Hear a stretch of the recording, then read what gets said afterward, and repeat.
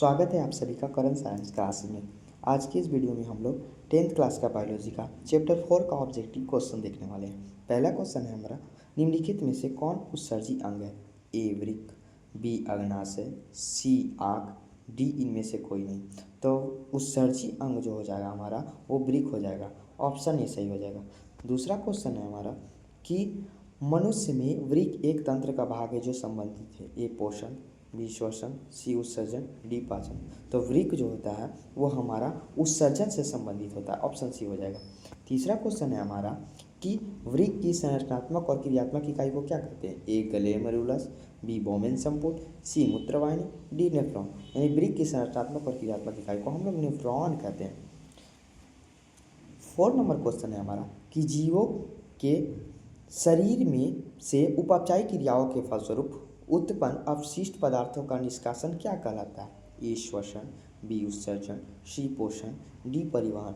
तो हमारा जो है अपशिष्ट पदार्थों का निष्कासन यानी बाहर निकालना उत्सर्जन कहलाता है, ऑप्शन नंबर बी सही हो जाएगा।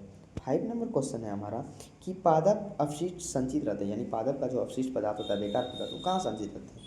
ए पत्तियों में, बी छाल में, सी कोशिका रिक्तिकाओं में, डी इनमें से सभी। तो पादप का जो अपशिष्ट होता है इन सभी जगह पर संचित रहते हैं। 6 नंबर क्वेश्चन है हमारा कि मानव में डायलिसिस थैली है। ए नेफ्रॉन, बी न्यूरॉन, सी माइटोकॉन्ड्रिया, डी इनमें से कोई नहीं। तो मानव में डायलिसिस थैली जो होता है वो हमारा हो जाता है नेफ्रॉन होता है, ए नंबर सही हो जाएगा।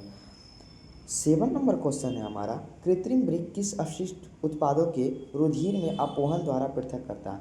A nitrogen, B carbon, C oxygen, D इनमें से सभी।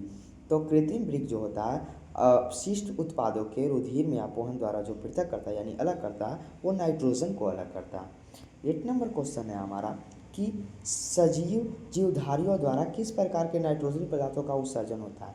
ए ammonia, B urea, C urea, D इनमें से सभी। तो यानी इनमें से सभी जो हमारा होता है वो सभी जीवधारियों में अपशिष्ट पदार्थ उत्सर्जित होता है।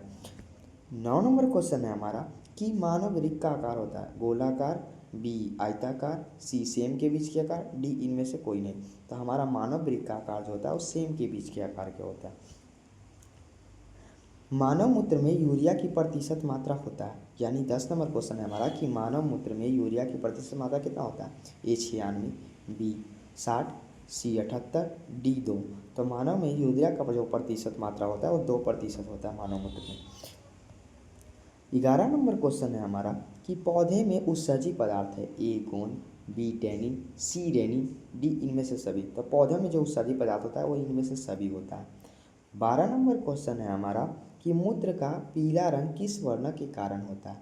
ए क्लोरोप्लास्ट, बी यूरोक्रोम, सी क्लोरोप्लास्ट, डी ल्यूकोप्लास्ट। तो मूत्र का जो पीला रंग होता है जो यूरोक्रोम के कारण दिखता है, बी ऑप्शन सही हो जाएगा। वही अगर रक्त की बात किया जाए यानी खून का जो रंग होता है वो लाल किसके कारण से होता है? तो हीमोग्लोबिन के कारण होता है, हीमोग्लोबिन के कारण होता है।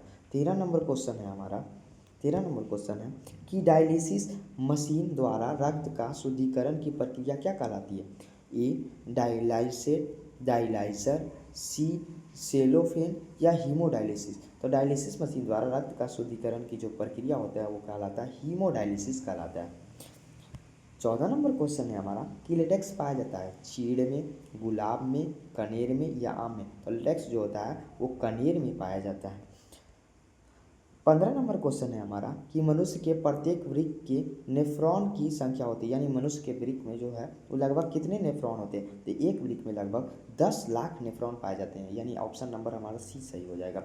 तो आज की इस वीडियो में 15 क्वेश्चन था टोटल। 15 में कितना रहा स्कोर आपका बताइएगा कमेंट में जरूर।